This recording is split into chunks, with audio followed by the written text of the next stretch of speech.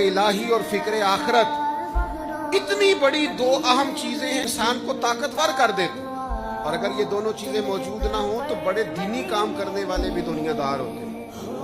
بہت سارے لوگ ہیں دین کا لیبل لگایا ہوتا ہے، دینی کام کر رہے ہوتے ہیں، لیکن اس کی بالکل اوٹ کے اندر چھپ کر وہ ساری دنیا داری کر رہے ہوتے ہیں۔ ان سے تو کئی دنیا دار اچھے ہوتے ہیں جن کے پاس لباس تو مذہب کا نہیں ہوتا، لیکن ان کا باطن سارا کا سارا اللہ رسول سے جڑا ہوا ہوتا ہے۔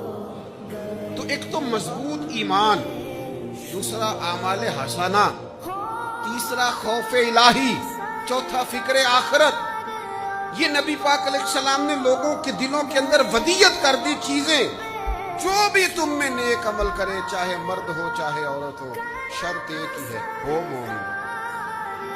فَلَنُحْيِيَنَّهُ حَيَاتًا طَيِّبًا، رب کہتا ہے ہم اسے پاکیزہ زندگی عطا فرما دیں۔